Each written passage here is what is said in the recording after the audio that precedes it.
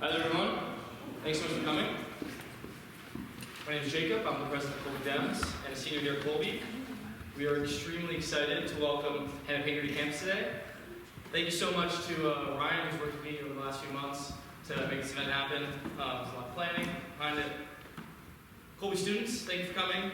For those of you who don't already know, this is actually the fourth installment in a speaker series that we've worked really hard to organize. Over the past few weeks and into the future, we're inviting different candidates in Maine's U.S. Senate and governor primary, which is taking place in early June. We've already been fortunate to host Troy Jackson, Graham Plattner, and Angus King III. And next week we'll be hosting Governor Janet Mills and Parker Reed at 5:30. After break, we also have events with Secretary of State Shannon Bellows and former Maine CAC Director Dr. Narav Shah, also former professor here in the fall. If you've not already done so, please join us on Real Life so you can stay up to date on the time and locations of these events. And if you can't make them, don't worry. All of these events, including this one, will be recorded and posted on our YouTube account. I want to state clearly that the Colby Democrats are not endorsing any particular candidate. In what is likely one of the most important election years in Maine's recent history, it is our goal to provide students with the opportunity to learn, ask questions, and become involved in the political process. We understand that nowadays politics is full of emotion and strong opinions. I myself have many.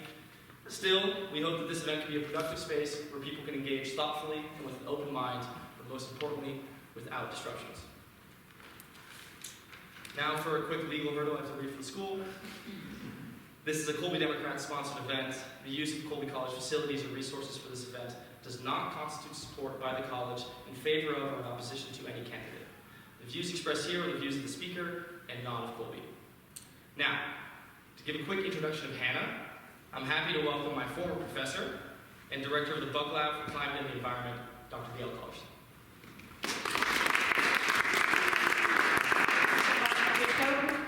I too have opinions, but I'm not going to give them right here.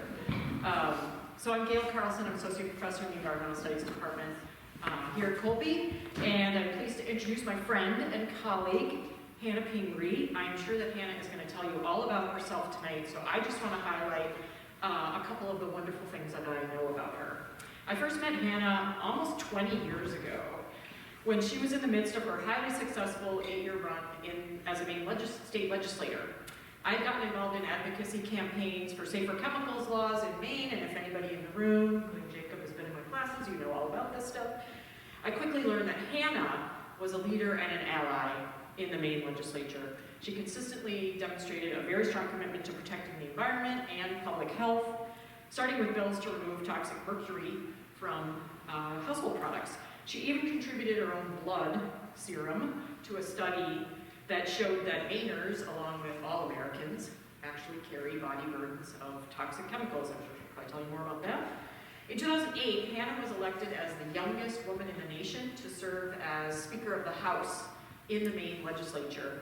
And also that year, she was the lead sponsor of the Kids Safe Products Act, which was a bill to create the first in the nation comprehensive regulatory program to remove hazardous chemicals from children's products. And there were many diverse stakeholder groups involved in that campaign, including Colby students in my class. And we were all advocating strongly in favor of this bill, and it ended up passing with overwhelming bipartisan support. It was almost unanimous, if not unanimous. It was a pretty intense campaign, but through it all I saw how effective Hannah was at collaborating with others and building coalitions to get things done. I next had the pleasure of serving on a nonprofit board with Hannah, during which time I got to know her better. She was a very experienced voice on this board, and she continued her strong advocacy work to promote health and well-being in Maine and across the nation. When Maine's Governor Janet Mills took office in 2019, she tapped Hannah to be her policy director, and Hannah has led many successful initiatives, including co-chairing the Maine Climate Council. And because I attended Climate Council meetings, was on one of the council's task force, and more recently have been on the council's scientific and technical subcommittee, I have seen Hannah in action, leading these meetings with her unwavering commitment to climate action. Under her leadership, the council has issued so far 2 high-level reports that make a whole bunch of recommendations for state climate action that have been taken up by both the legislative and the executive branches, making Maine a national leader in so many ways. I'm sure Hannah will tell you a lot more about this and her other successes, so without further ado, please join me in welcoming Hannah Pingree.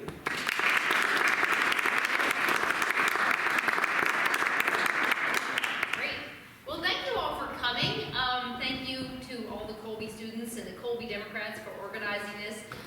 It's good to see some friends. Hopefully you all, does everybody in this room know the Waterville mayor? Mike Morris. If you don't, he's right here. He's doing a fantastic job, and I really appreciate him showing up. Also, my friend Jeff McCabe, who I served in the Maine State Legislature with, who actually, there was just a report that came out today that showed that Maine's outdoor recreation industry was growing. It was a huge growing, fast growing part of our economy. And it's all because of Jeff, right? So just congratulations and thanks for showing up, Jeff. So I'm going to tell you a little bit more about who I am and why I'm running for governor.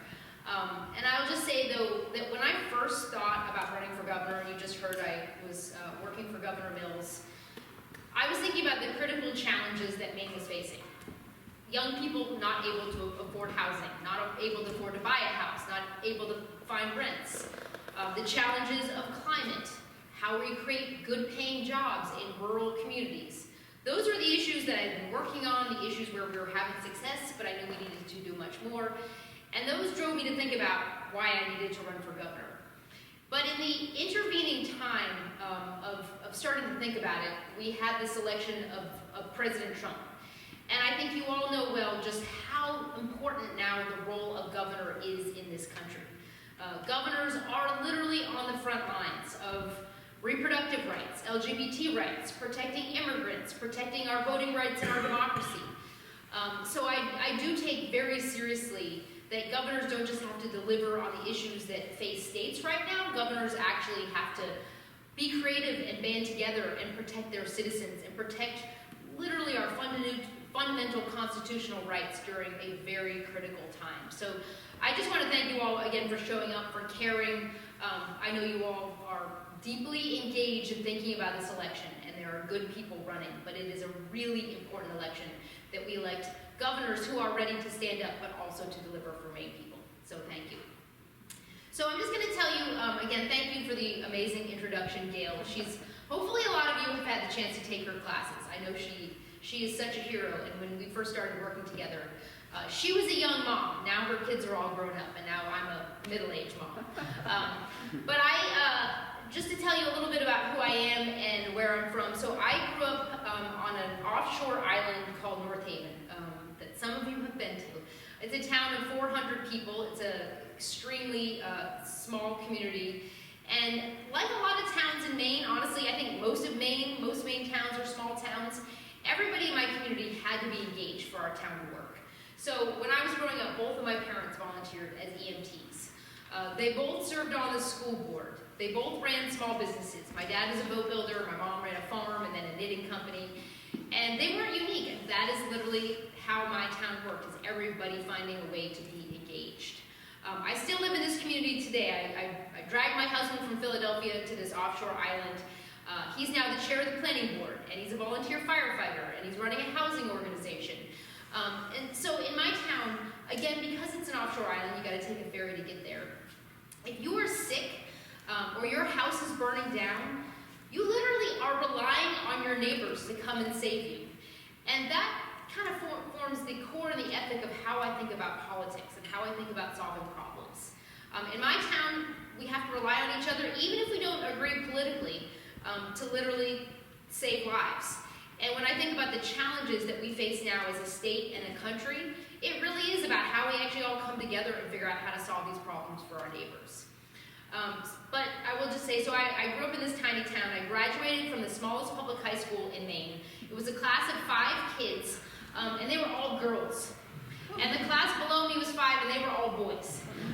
So I will just say, like a lot of kids growing up in small Maine towns, I had to get out of there for a few years. And I went out of state to go to college. I moved to New York City for a few years. And then I came back to Maine in 2002 because my mom was running for U.S. Senate against Susan Collins. She'd been in the state legislature, and she decided to take this on. I think most of you know Susan Collins is still our U.S. Senator. She was not successful that year. But during the course of her campaign, a guy named Mike Saxel, who was the Speaker of the House, called me up. And he said, Hannah, we want you to run for the Maine State Legislature. And I was 25 years old, so my first answer was no way. I looked so young at the time, and I was going to go back to law school, I was going to move back to New York. But as Jeff knows well, because he's had to do this too, he just kept calling me, and he said, Hannah, you know, right now there are hardly any young people in the Maine legislature. There are no young women. We need you to do this. And he called me enough times, and eventually I was like, okay, Mike, I'll run.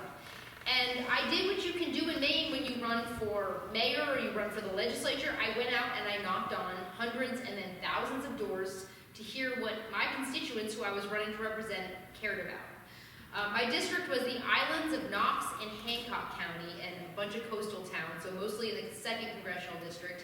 And I'd grown up in a small island community. I knew a lot of fishermen, but I was running to represent, you know, the fishermen of Vinyl Haven and Deer Isle, Stonington, and Swans Island. So a lot of guys and communities that I didn't know. So I went out and I knocked on a lot of doors. I remember knocking on a door in Stonington, and this big burly fisherman came to the door, literally without his shirt on. And he said, what do you want? Well, my name is Hannah. I'm running to be your state rep.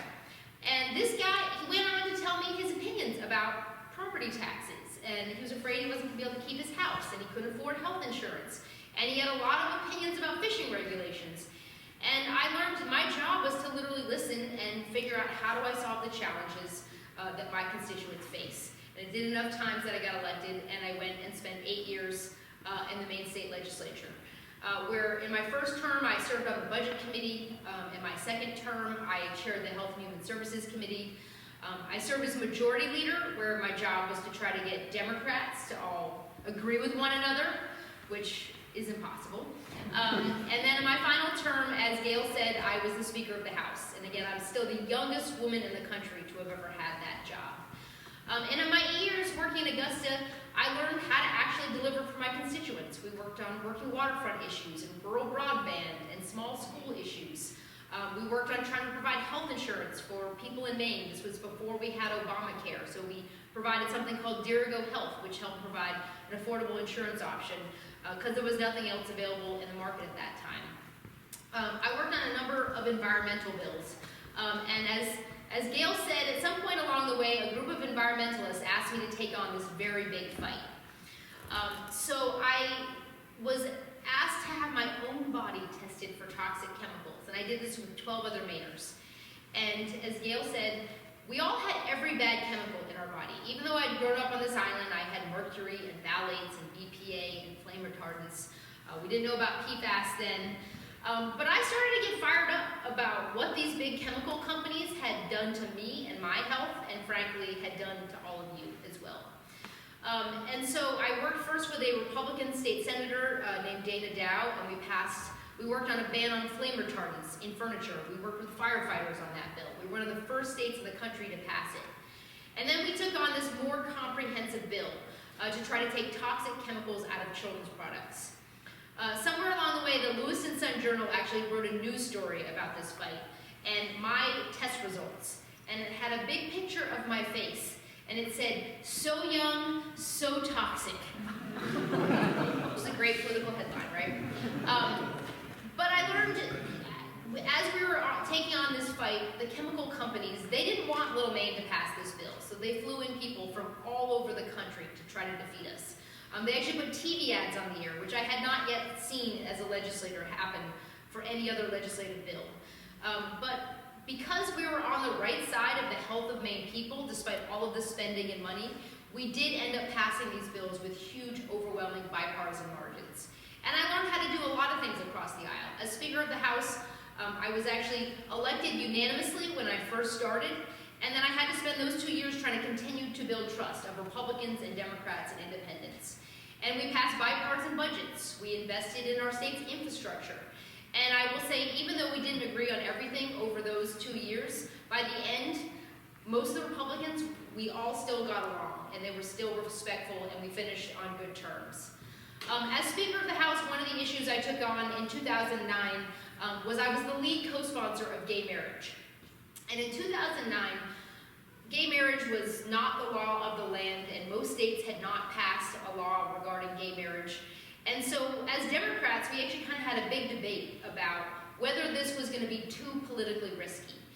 And I remember, people coming together and deciding, honestly, even if it's politically risky, gay marriage is the right thing to do for families.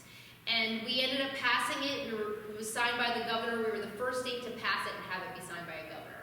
And I learned in politics that sometimes you have to be bold. You have to be brave.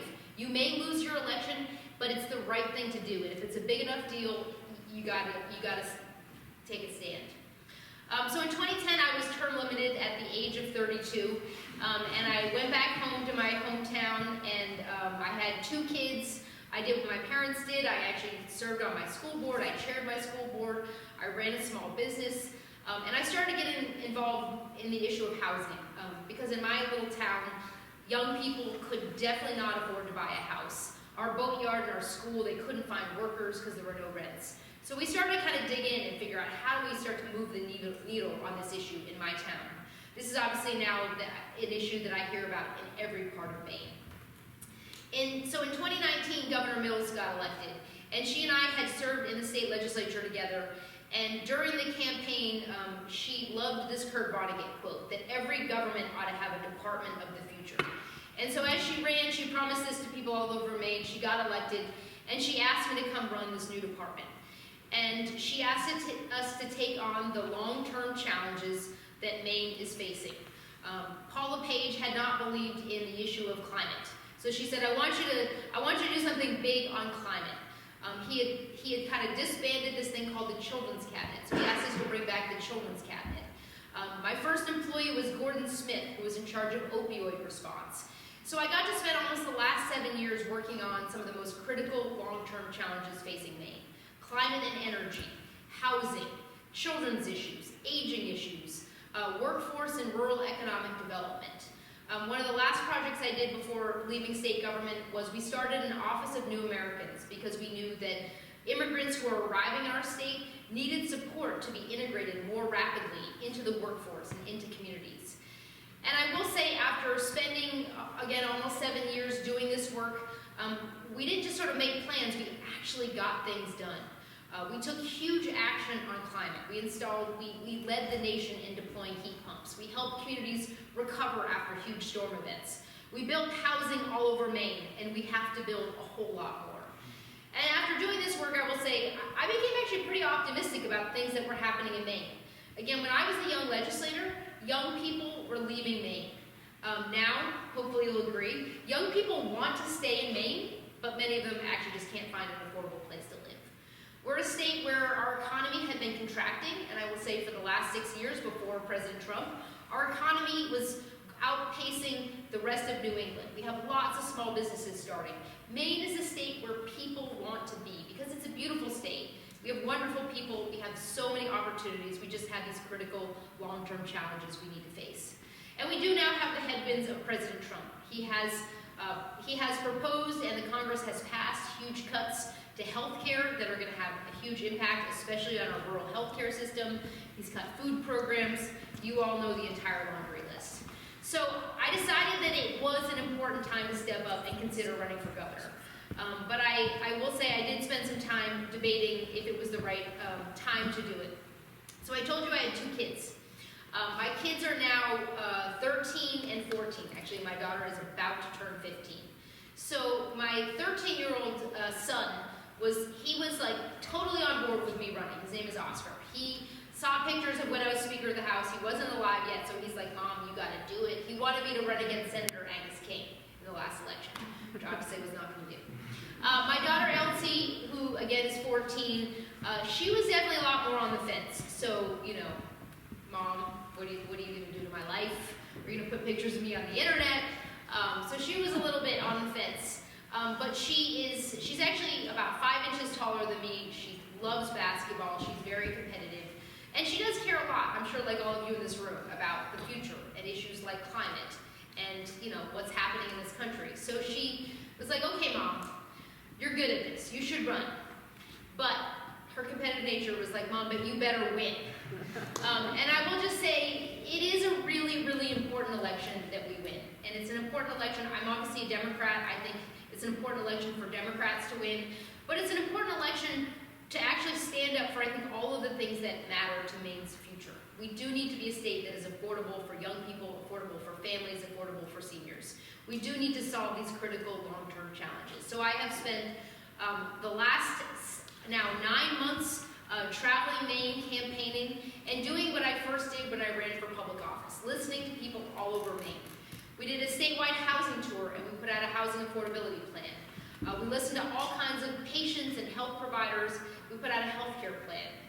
We most recently put out a climate and energy plan, and we're now working on an economic plan about how do we really ensure that Maine can be successful in the long term. To win elections, you got to get a lot of people on your side. I'm very proud that we've been endorsed by over 100 legislators, including the Speaker of the House. We were also just endorsed by Stephen King this week, which is literally the endorsement. He's the most scary and famous Mainer, and I think it's the endorsement that more people from all walks of life have been like, how did you get Stephen King to endorse you? So I'm proud of that one. We were endorsed by Maine conservation voters, and it is the first time they've ever endorsed in a gubernatorial primary. So we now have less than, actually Ryan just showed me, we have 89 days until the election. And there are good people running, but I'm going to do everything I can in the next 3 months to win, because it is such an important election. And I know you all know this, but I'm just going to remind you that this is the primary is June 9th, and it's a ranked choice primary. So, I mean, that's a good thing, because we have 5 good Democrats running. They're all good people. We're all trying to make our case about why we need both the best governor, but also have the best chance of winning a general election. So we have a ranked choice primary, but we are unlikely to have a ranked choice general election. The legislature is still fighting about that.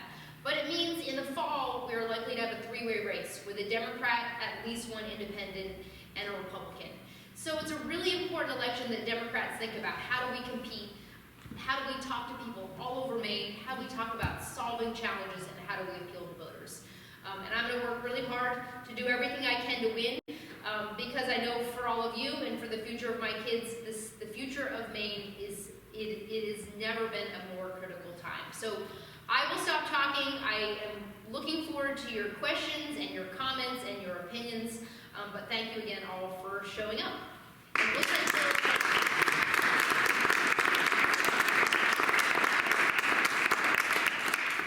questions, comments? Jake? Thank you so much, by the way, again, for coming. You spoke about the climate. It's an issue I know is supported a lot of people at Colby. It's an issue I'm an environmental policy major. I feel very strongly about. But it feels, I'm particularly interested in clean energy, and it feels like that's become a word that has a lot of negative connotations recently. When you think about solar or wind, there's a lot of community opposition to it, especially when you think about rising electricity costs.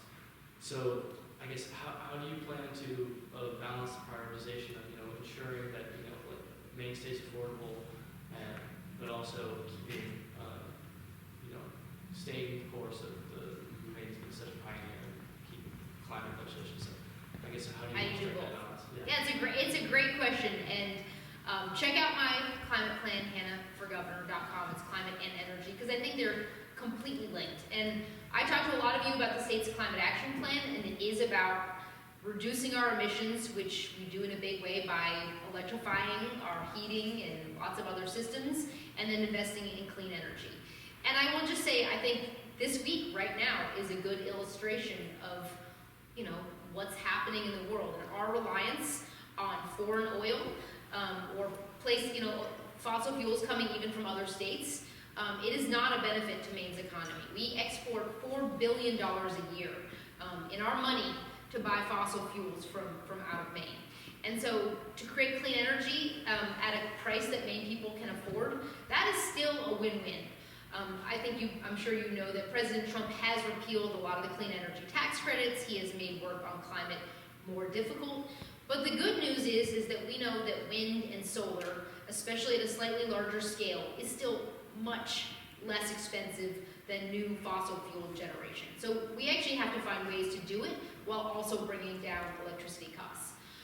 Right now, I will say the fossil fuel industry has spent a lot of years, lifetimes, but definitely the last couple of years trying to tell people in Maine that your electricity bill is going up because of solar.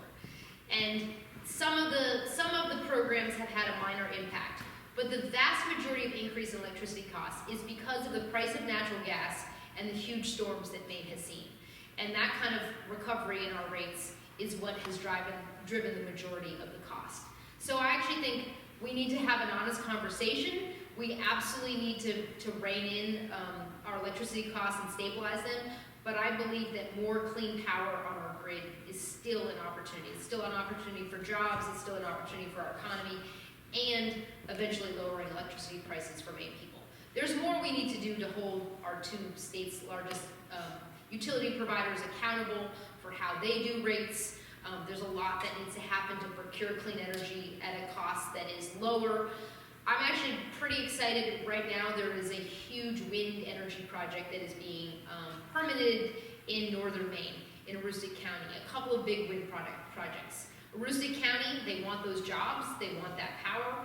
That power would be a benefit for Maine people. It would actually bring prices down. So I believe that we can keep taking action. Again, what Trump is doing it's going to make it more difficult. But Trump is trying to reopen coal plants, which is some of the most expensive clean energy in the country. I think what we're seeing right now with some of these AI data centers, it is driving electricity prices in other parts of the country. So how we do this in Maine, we have an opportunity to continue to take action on climate and save Maine people money. There was another question. Hi, Ms. Pingree. Thanks for the time. I'm curious about how you think about social media and artificial intelligence, specifically as it relates to your kids and sort of other kids across the state. Kids, yeah. First I thought you said candidates. Candidates and kids, they're both up. Before I left state government, my office, the governor's office of policy, innovation, and the future is the full name, we actually just put out a report on AI and what its implications are going to be for the state of Maine. It's sort of big picture, energy systems, school systems, privacy, the opportunities, but also the challenges for our workforce.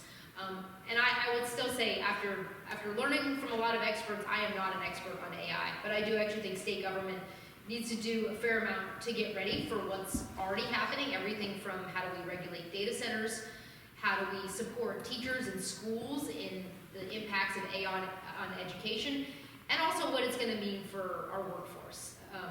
I mean, obviously, some people are saying it's going to change everything.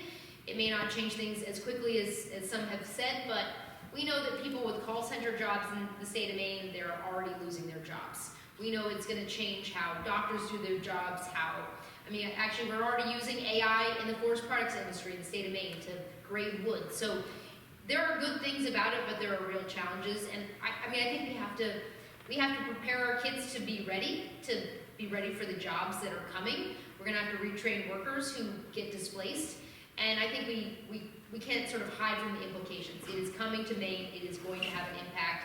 It has economic opportunity, but also economic challenges. First when you started talking about sort of social media, I definitely dread, and I see what's already happening. I've seen the first AI ads that were made in the U.S. Senate race where, it's a fake ad. It looks kind of like a person running for U.S. Senate, but it's not that person. And so I do think the fakes, the misinformation, that is very scary. And it's scary for political candidates. It's scary for political systems and what it can mean for misinformation. And, I think there is some ability to try to regulate that. But I think it's kind of, we're entering a whole new world in which I hope at least my kids, but all the kids in Maine, can sort of be really smart about social media and AI, so they can at least understand that not everything you see now may be true, and I'm sure you all already know that. And honestly, I'm going to rely on smart people of all ages, but a lot of young people. I know Colby's been doing a lot on this to actually help think about how do we manage pretty big disruption in our economy, but also the challenges and the opportunities that come with it.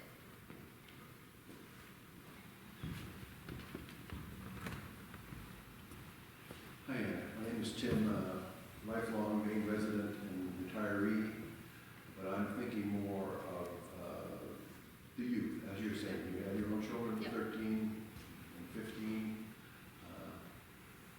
You spoke of yourself, couldn't wait to get out of Maine, did leave, went away to school, went away to work, but you did come back. There's a lot of young Mainers who have done that and have Yep. not come back.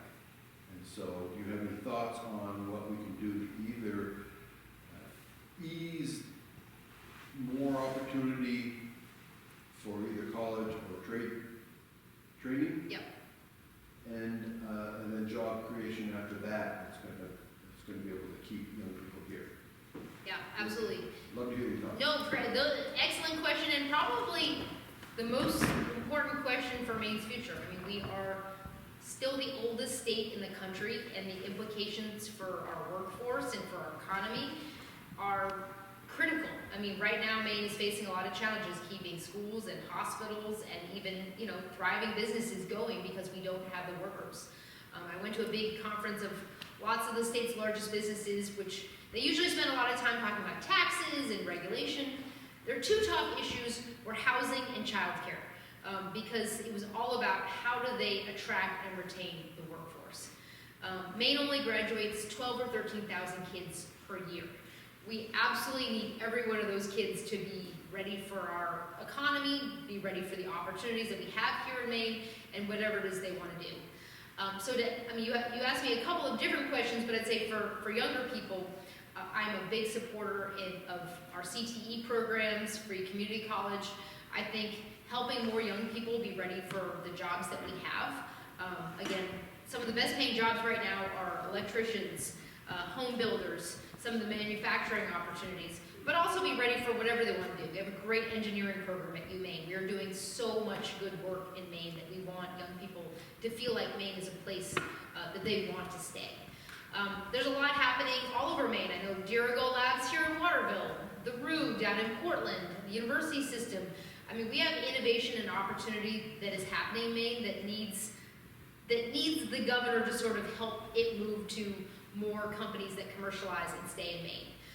I want Maine to be a state with more jobs that are decent paying. I mean, we have a lot of jobs that are sort of in the middle, and we need some of those jobs that keep college graduates and keep folks at slightly higher levels here, and we don't have enough of those jobs right now. I know a lot of young people who did, who are, now I'm middle-aged, but move out of Maine and they want to come back. And I will still say that the issue of housing affordability, is there a place I could afford to buy a house where there is a job, that is holding a lot of communities and people back. And so I launched my campaign talking about the importance of investing in more housing, not just affordable housing, but sort of all levels of workforce housing, affordable home ownership, housing in rural areas, because I think there are jobs going unfilled, and it is because we don't have housing available where those jobs are. I think the governors, their biggest job is to actually grow the economy and grow good paying jobs, and it is all about the people. And if you have a trained workforce that is ready to go and has access to things like childcare, then I think that Maine is going to be one of the most successful economic states in the future, because we're the best state, we all know that. It's just we've got some challenges to solve to try to help people stay here. Thank you.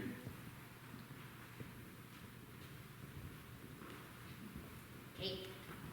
Hi, thank you so much for coming. Because you mentioned a lot about your experience with toxic chemicals and legislation on that, now that PFAS, these forever chemicals, are a really more mainstream chemical at this point, what does a large-scale plan to eradicate or dig into the presence of PFAS look like in the state? Thank you. Yeah, I'm sure your professor, Gail, would have some good answers to that as well. I mean, PFAS is an issue in Maine, but it's an issue in every state across the country, but Maine has been on the leading edge of discovering it in our farmlands, discovering it in our sewer treatment plants, and discovering it now in Maine people. And there's actually some pretty exciting innovation happening in Maine about how do we actually treat it, how do we actually eventually bring some of that farmland, for example, back so it can work and stop polluting people. There's a lot of remediation the state has been doing, and it's cost a lot of money. We have to keep investing in peoples whose wells have been destroyed. They need access to clean water. And so there's sort of the basic issues of how do you handle the people and the farms and the communities that are impacted by PFAS. How do we eventually get rid of some of it? And then, honestly, I mean, the state legislature has taken some pretty bold action to ban the use of PFAS in the future. And I think you all know, I mean, this is kind of the tip of the iceberg that we've now discovered with this chemical. We know that there are other similar chemicals like that out there that are impacting our health. I am proud, I mean, the state of Maine has taken probably the most bold action of any state in the country to try to do that. That work is still being implemented. But frankly, I do think we still need innovation because we have some things that we're testing to try to get rid of it, but we're not quite sure if they're going to work.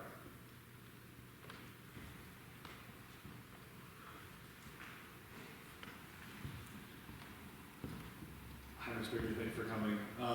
On the flip side of the age question, as a candidate that's really focused on young people's interests and making sure that young people can get into the state and have, excuse me, a secure lifestyle here, how are you focusing on getting senior voters to vote for you? I think that a lot of times, as you said, it's the oldest state in the country, and securing those older votes is going to be a really big part of getting elected. So I'd just be curious to how you go about that and what your strategies are. Yeah, well, I mean, I would say, when I travel around, and I remember even knocking on doors as a 25-year-old, the older residents of my district, they actually really cared about the issues of keeping young people in their communities, because they want communities to be vibrant. They want families to live there. But you're absolutely right. I mean, Maine, we are the oldest state. The electorate in a Democratic primary is older. And if you want to read the gory details of my healthcare plan, I actually say the thing I hear most, two things I hear the most from older voters are about concerns about our healthcare system, and just basic issues like property taxes and how do they stay in their homes, how do they stay safe in their homes. But I would say no voter has one issue. If anything, some of the older voters I've visited in places like Portland, they were the most fired up with opinions about ICE and our democracy. I mean, I think they care deeply about the future of our state and our country. But I will just say on the issue of healthcare, we are facing an absolute crisis right now. I mean, we already had a challenge. I think Waterville knows this. You just had a hospital close. But our rural healthcare system is very fragile. And the cuts that Trump has made to Medicaid and Medicare, they're going to hit next year. They're going to present some pretty big challenges. And so the next governor has to utilize some limited funds we have from the federal government to try to shore up our healthcare system, keep our rural delivery system afloat, actually invest in the workers that will help keep that system afloat, which are primary care doctors, who we absolutely don't incentivize to stay practicing in rural areas. We've also proposed a public health care option for our insurance system because voters of all ages, but especially voters between 55 and 65. I'm one of those families on an Affordable Care Act plan. We've seen the price of those plans go sometimes double or triple for people, and people are losing access to insurance. So ensuring that people have an option in the health insurance market is critical. Lowering the cost of prescription drugs, helping communities actually manage rising property tax challenges. Those are the issues I'm hearing about from older voters. We're talking all about them. I could go into gory detail about all of them, but I won't, unless there's a specific issue. But absolutely, I think candidates, again, when I travel around, there's two things. People want a candidate who will stand up to Donald Trump, and the candidate will deliver on the challenges facing Maine people. And I talk a lot about those challenges. They face young people, but they are facing older voters in many of the same ways.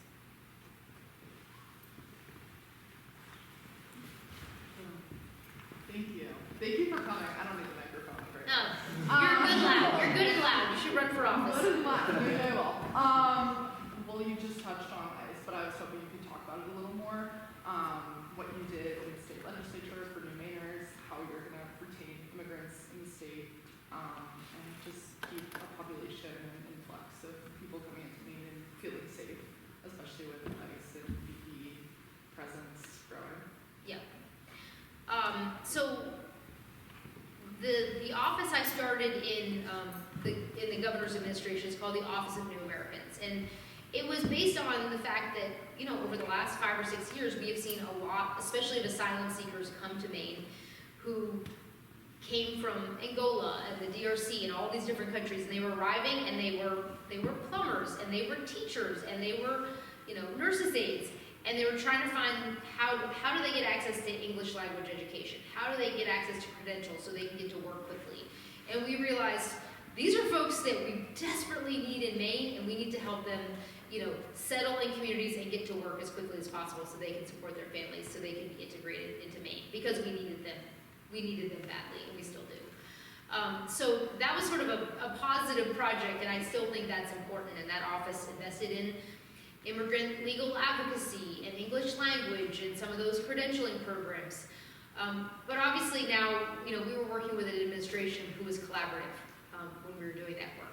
We are now facing an administration who we all saw in Maine just a couple of months ago, bringing ICE into Maine, arresting people who are here legally, terrorizing families, and I think it's a challenge that I think has actually luckily changed the minds of some Americans about what ICE and what Border Patrol are actually doing, what Trump's interests are. He was not here to arrest criminals. He was here to scare people and, frankly, try to detain and deport people who were here legally. I think, I was, spending a lot of time in Portland and Lewiston, like lots of other people, standing up. As governor, there are some tools about how do we actually help protect people who are going into hospitals and going into schools. I think governors across this country need to better work together to stand up against this president, to take legal action on some of the unlawful things that are happening. And obviously, I'd like to see the federal government, I'd like to see people crack down in Congress on what's happening and take power and authority away from ICE.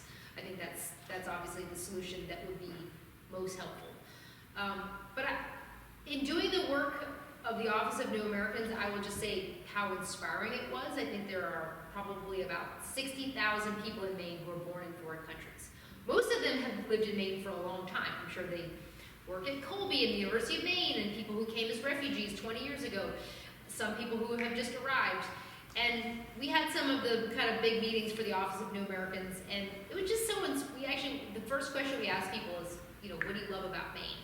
And it was a very diverse group of people sort of talking about how much they love being here in the state and what they were doing in their communities and the small businesses they'd started and how their kids were engaged in sports and everything else. I mean, I know I don't need to convince you, but this is an opportunity for Maine. Maine needs people of all ages and from all backgrounds to be a part of our state. We're a state where we have a shrinking population in many of our rural areas. We desperately need workers. And so the immigrants who arrive here are needed and wanted. So I think as governor, it's about setting the tone for that, but actually also backing it up with policy and protection. Hi, Hannah. Thank you so much for being here tonight. You touched briefly on childcare. I wanted to know what your thoughts are on expanding state-subsidized childcare here in Maine. I know that that's an issue that a lot of Maine families, especially young Maine families, face and keeps a lot of people out of the workforce. Yes, absolutely. I like that idea. And I would say one of the things that my office did under the Children's Cabinet is we actually helped provide wage supplements for child care workers, because one of the biggest challenges was not being able to find enough workers, and it's because they were not being paid enough. So that was an important thing that we actually need to continue to expand, that especially for those child care workers who are getting more education, they need to be paid more, because these are I actually just visited a child care center in Gorham a couple of days ago, and I don't know how many of you spent time in a child care center in the last couple of years, but they have literally the hardest job. I was exhausted after spending 1 hour there, and I had now slightly larger children, but they do such important work, and they do not get paid enough. We have expanded a program that provides child care subsidy for up to middle income parents. Very, very popular, because we absolutely need those parents to be able to go to work. But we expanded that program, and now I think there are almost 1,000 parents on the waiting list. So we need to continue to fund that program so there are not waiting lists. We did a lot of work to help more child care facilities open in rural areas, because we do face shortages in a lot of the places where people in Maine live. So I'm all in. I'm a mom who had to start a child care center in my small town so I could go to work. And I just know that things don't work. Our state will not work if we don't have parents, especially moms, but also dads, who are able to go to work. Did you run over here? Hi, thank you so much for coming tonight. I was just wondering, I know there's a bill in front of the Maine state legislature right now about introducing more privacy laws and data privacy laws in the state. So what's like your stance on that? If you were governor, would you sign that? And like, what do you envision the future of data privacy and like the privacy of Mainers in the state? I am not an expert on that bill. I've been reading some of the news stories that I should know more. I will say, you know, it's almost to the AI question. I mean, I think we're all in this place now where we realize these large tech companies are spying on us all the time. I mean, I used to fight with my husband about whether or not my phone was listening to me, and I think we all realize, like, they are listening. It's not because of my search habits, it's because of something I say. And that's pretty scary, and I think it's like, how do you actually put some of those genies back in the bottle? I'm not sure how much we can do that, but I actually think one of the things I was reading about, I think Montana has an actual right to privacy in their constitution, which is good for things like reproductive rights, but it is also a mechanism in which citizens could actually hold companies accountable for data privacy. So from what I've read of that legislative bill, I think I would sign it. I know the legislature and the governor and others are fighting about should it include political organizations and which companies and how can Maine companies market and all these kind of things. And again, I'm not deep in the details, but I have I would say a fundamental sense that we have let big tech go too far into our lives, and I think that people are feeling unsettled with that.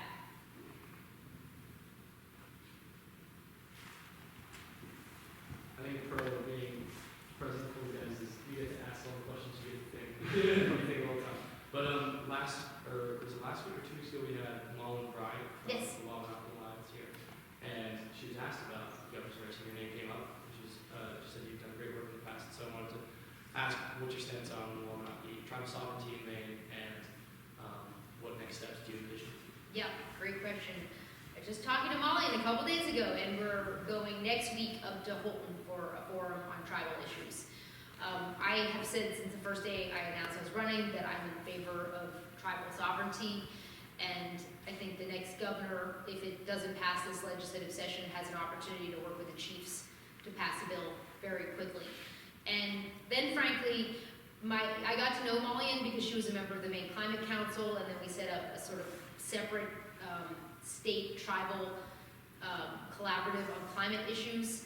And I think we get beyond tribal sovereignty, and then we frankly have an opportunity to work with tribal nations in much more proactive ways on housing and healthcare and climate and economic opportunity. And I think resetting that relationship so it can go back to being more collaborative is a huge opportunity for the state of Maine. And I love working with Molly, and she and I are good friends, and I would love to work with her and a lot of the leaders of the nations as governor. Lady in the back of the room, who I recognize, Karen. Hi, Hannah. It's always nice to see you. I just wonder, first I want to say to the young person who asked about older voters, as somebody who's 73, I can't tell you how excited most people are, my age, that young people are running, because we're tired. We're really You're not tired, Karen. You're still a rabble-rouser. tired, you know. Anyway, one of the things that occurs to me that the governor could do, and this governor has not done, is sign some progressive legislation around taxes. And one of the problems with housing is that our coast has been bought up by people who spend 2 weeks here and then go away. And there have been a number of strategies that have been proposed to capture that out-of-state money so that people who live in-state can afford to live here and pay their taxes if they're only living on Social Security. So could you talk about any the progressive tax strategies you'd be happy to sign as governor? Sure, yes. Maybe even propose. Excellent, even better. I will say, I mean, I grew up on an offshore island. I've seen this, we've always had wealthy people who lived on the coast, but we have a lot more now, and they're much wealthier than they used to be.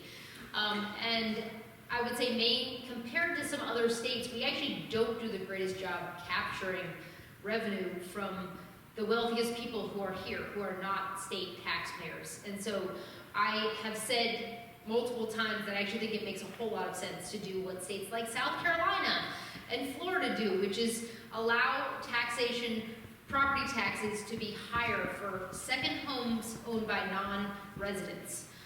Because that's what Maine has. We have a lot of tourists and a lot of wealthy people who come here in the summertime. Otherwise, we're a relatively moderate to low income state. So I think that that is an opportunity for the next governor to both invest in property tax relief, but also invest in things like housing and infrastructure.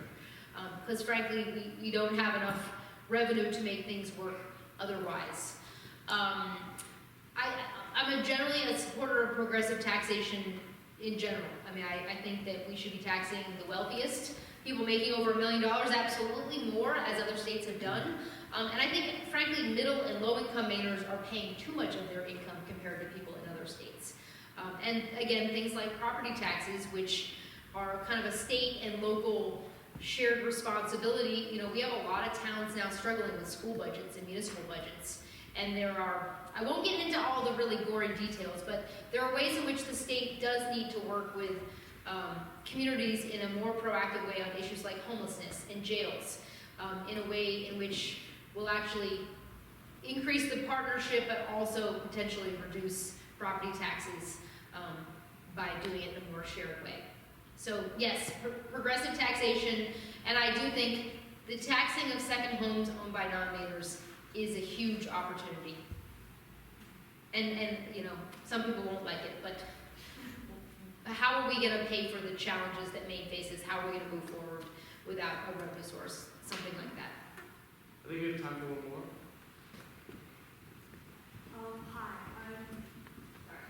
I'm a junior over at Waterloo Senior High School. And a rabble-rouser too. Yes. And I was wondering, particularly with AI in education and like teacher shortages, if you have ideas on supporting like particularly rural Maine public schools and students. Yeah, I mean, I would say a lot of our schools are struggling right now, and there have been a lot of news stories about school budgets being voted down. I mean, the legislature is right now actually debating a bill that would help rethink how we do the school funding formula, because I think rural schools are really struggling. And frankly, I think a lot of kids in rural areas are feeling less engaged because their schools have less funding. I was up in Millinocket this summer, and a student who was at the University of Maine spoke to me she was pretty fired up because she was at the University of Maine studying engineering. And she felt like her school had not prepared her as well as it should have to go to UMaine and be an engineering student. And she was like, what are you going to do about it? And I do think it is actually about, you know, how does the governor partner with school districts and teachers to improve schools all over Maine? Because we have some amazing schools in some parts of the state and some schools that are really struggling. And that's not fair. And it's not their teachers' fault necessarily, but it's kind of a long-term loss of funding and communities that are losing population. And I think that those aren't easy issues to solve. It's about how do you actually make sure that every kid is getting what they need. We've had a lot of kids in rural areas and our big cities facing mental health challenges as well. I had a lot of teachers say, the number one problem we have right now is just a lot of kids aren't engaged. How do you get them excited about school and engaged in their education? I mean, you mentioned AI as well, and I'd love to know your opinion. I mean, frankly, I hear my own kids and teachers talking about how they're using AI in school, and they're ahead of where I am in using it as well. So I think this is an area in which the next governor, frankly, needs to engage students, it needs to engage teachers, and engage communities all over Maine about how do we improve our schools and make sure that kids are ready for the future that is already here. I'm just going to ask your opinion. That's how I'm going to do it. On AI? Or yeah, what should we do?